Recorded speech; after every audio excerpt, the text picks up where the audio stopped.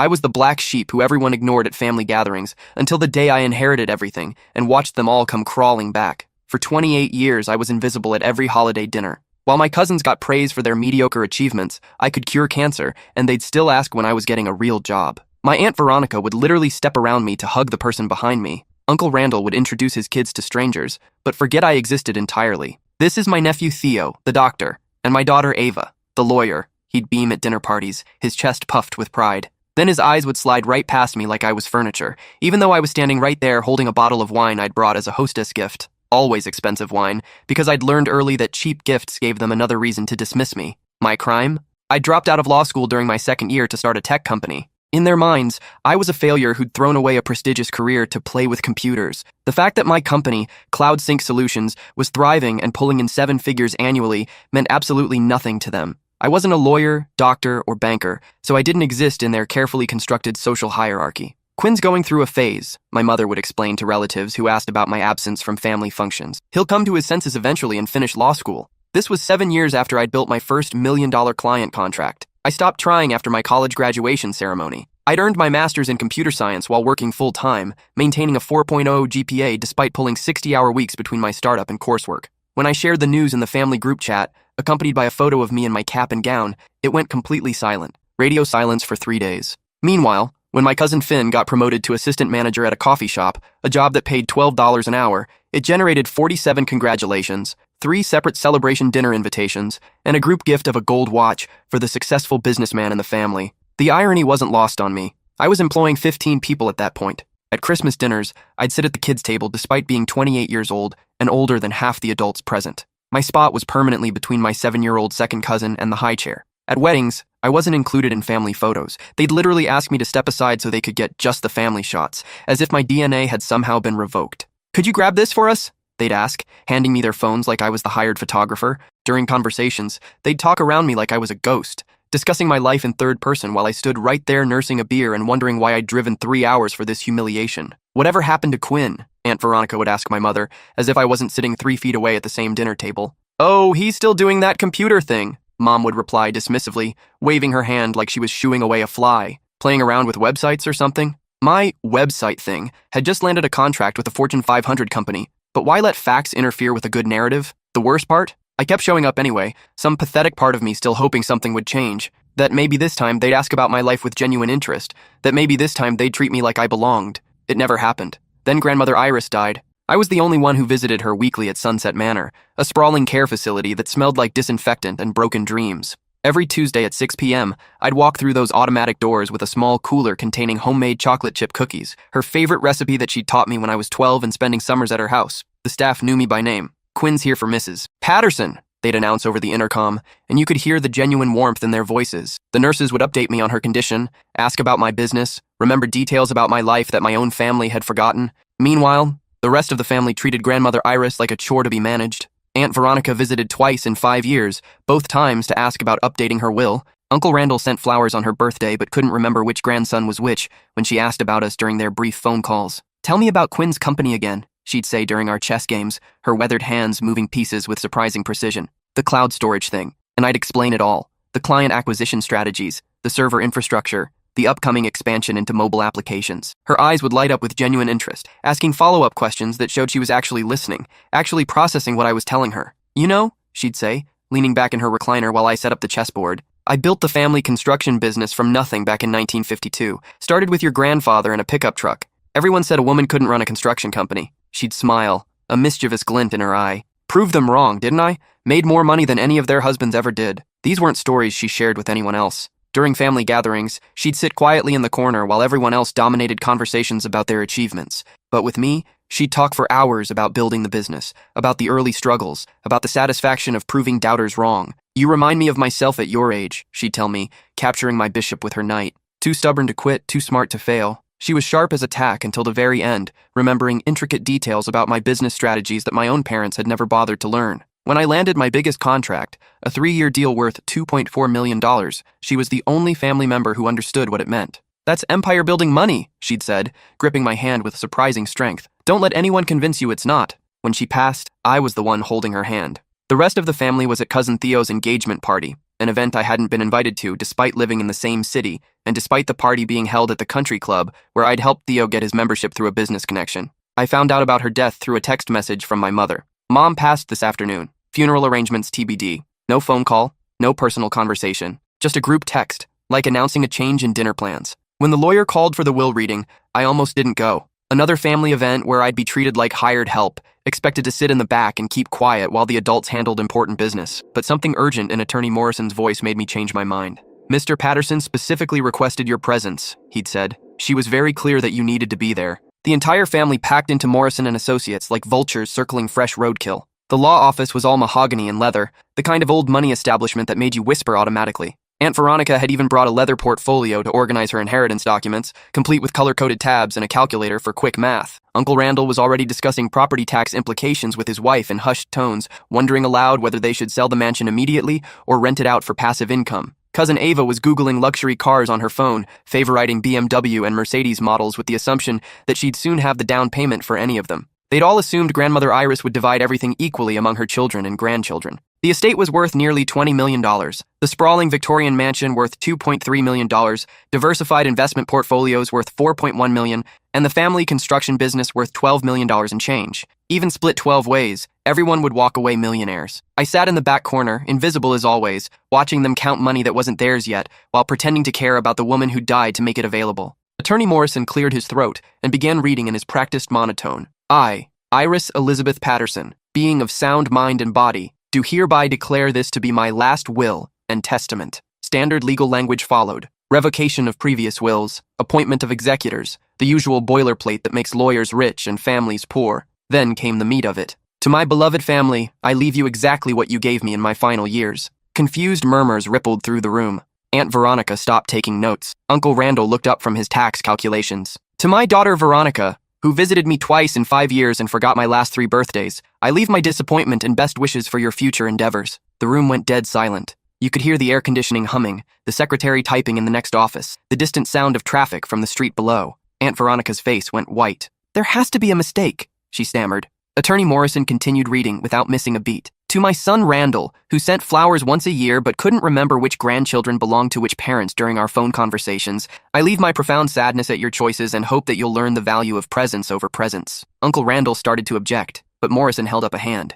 To my grandchildren Theo, Ava, Finn, and others who inherited their parents' priorities, I leave the same attention and care you showed me, which is to say, none whatsoever. The silence was deafening now. Several family members were openly gaping. To my grandson Quinn, who held my hand every Tuesday for 6 years, who remembered my birthday with homemade cookies, who listened to my stories and shared his dreams, who was the only one who truly knew me as a person rather than a bank account. I leave everything else. My stomach dropped through the floor. Everything else meant the mansion, the portfolios, the construction business, everything they'd been mentally dividing among themselves for the past hour. Furthermore, Morrison continued, I have prepared individual letters for family members to be distributed at my discretion. He handed me a thick envelope marked, for Quinn's eyes only, in Grandmother Iris's distinctive handwriting. Inside was a note that made my hands shake. My dear Quinn, if you're reading this, then my funeral is over and the vultures have gathered to pick over my bones. I'm sure they're surprised by my decisions, but you shouldn't be. I've been watching this family for 93 years, and I know exactly who everyone really is. You were the only one who saw me as a person worth knowing.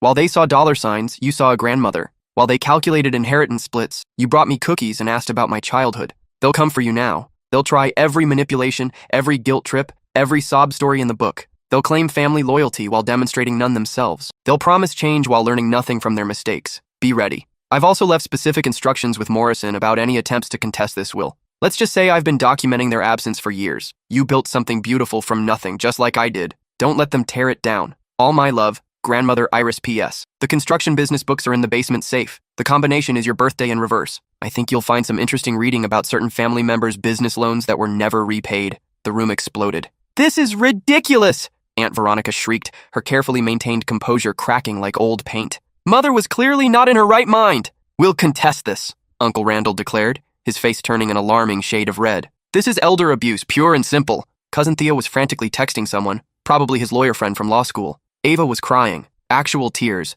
which was impressive since I'd never seen her cry over anything that didn't directly affect her bank balance. Through all the chaos, Attorney Morrison sat calmly, letting them exhaust themselves with threats and accusations. Finally, when the shouting died down, he spoke. Mrs. Patterson anticipated this reaction. She's prepared additional documentation. He opened a file folder and spread its contents across his desk: medical evaluations, cognitive assessments, psychiatric consultations. Your mother underwent extensive mental competency testing over the past 6 months. Every evaluation confirms that she was of completely sound mind when she made these decisions. She also requested that I inform you of the following. He put on his reading glasses. Any attempt to contest this shall result in the immediate release of certain family financial records that Mrs. Patterson maintained over the years. These include documentation of unpaid loans, questionable business practices, and tax irregularities that might interest the Internal Revenue Service. The room went silent again, but this was a different kind of silence. This was the silence of people realizing they'd been outmaneuvered by someone they'd underestimated. Aunt Veronica's face had gone from white to green. Uncle Randall was sweating despite the air conditioning. She wouldn't have, Veronica whispered.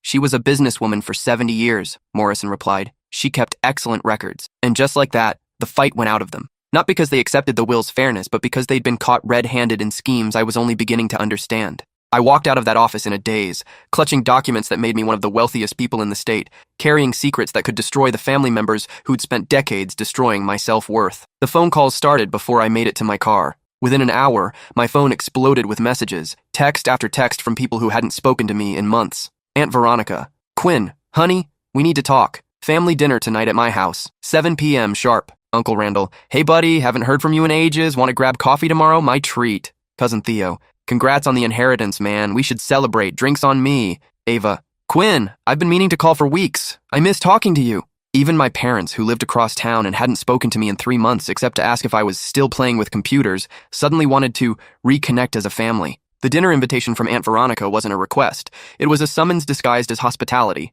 I almost didn't go. Part of me wanted to disappear, to process this life-changing moment in private, to figure out what the hell I was supposed to do with $20 million in a construction company I knew nothing about running. But another part of me, the part that had been invisible for 28 years, wanted to see what desperation looked like on the faces of people who'd spent decades making me feel worthless. I arrived at Uncle Randall's house to find them all waiting. But something was fundamentally different. For the first time in my life, every face turned toward me when I walked through the door. Not toward someone behind me, not toward someone more important, toward me. Quinn! Veronica practically lunged at me with a hug, enveloping me in designer perfume and false enthusiasm. You look wonderful. How's business? I've been meaning to ask about your company for months. It was the first time she'd asked about my work in 15 years. The first time she'd used my name without sounding like it tasted bad in her mouth. We've all been talking, Uncle Randall said, guiding me to the head of the dining room table. A seat that had never been offered to me before, not even when I was the only family member who showed up for someone's birthday. The head of the table, where the most important person sat. For 28 years I'd eaten at the kids' table, the kitchen counter,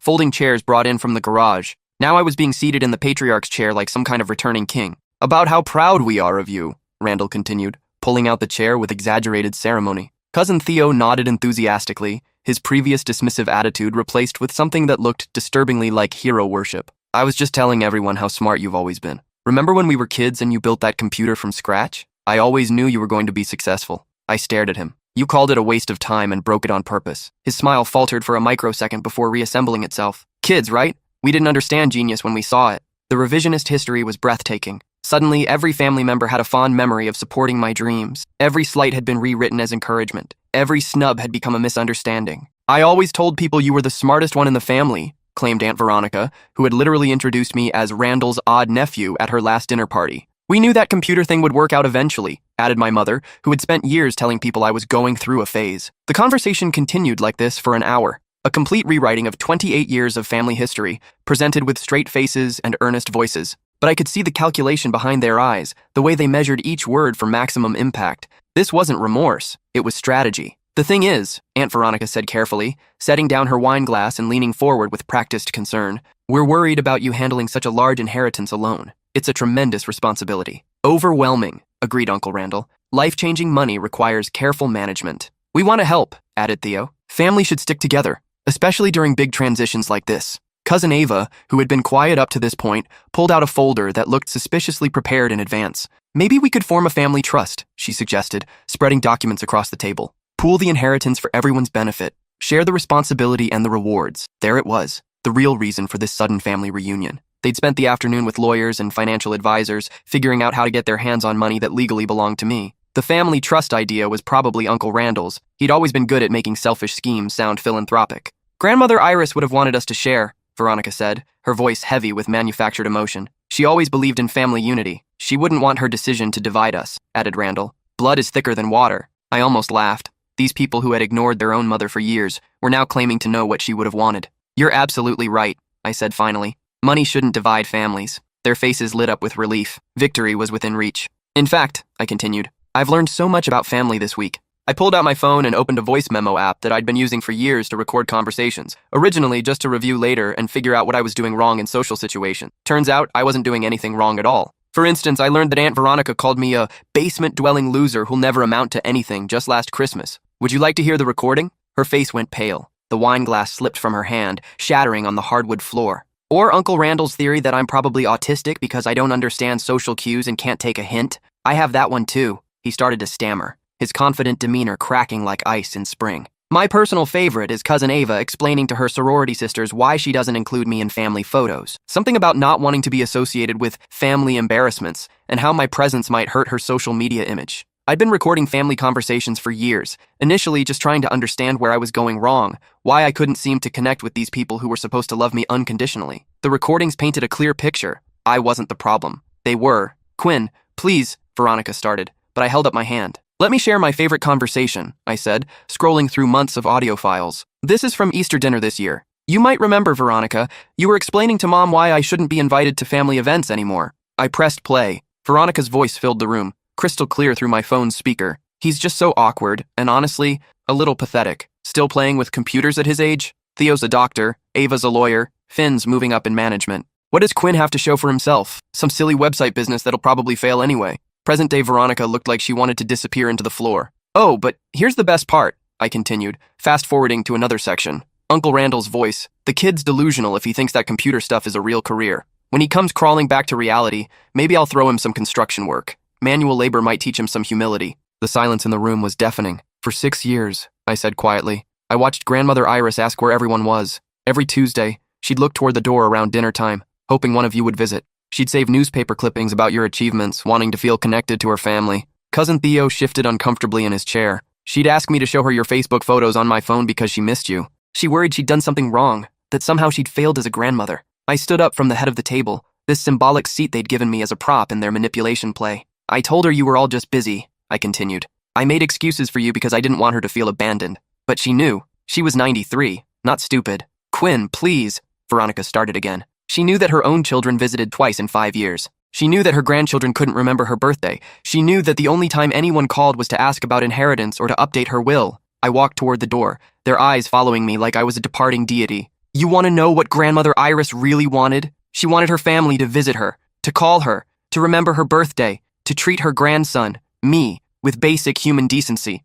We made mistakes," Uncle Randall said desperately, "but we can change. We're family." "You're absolutely right," I said, pausing at the threshold. "We are family, and I'm giving you exactly what you gave me all these years." I looked each of them in the eye. Nothing. The aftermath was swift and brutal. The call started immediately, then the emails, then the lawyers. They tried everything to get their hands on the inheritance. First came the emotional appeals, tearful voicemails about family bonds and second chances. Then came the guilt trips, accusations that I was dishonoring Grandmother Iris's memory by being vindictive. When emotional manipulation failed, they escalated to legal challenges. They tried to contest the will, claiming Grandmother Iris was mentally incompetent when she made her decisions. Their case fell apart within a week, when my lawyer produced 6 years of video evidence, showing her sharp mind and clear reasoning. Footage I'd taken during our chess games and conversations, originally just to preserve memories of our time together. The recordings of her explaining her decision to disinherit them certainly didn't help their case. Grandmother Iris had been methodical about documenting her reasoning, and her words were devastating in their clarity. Quinn was the only one who treated me like a person instead of a bank account.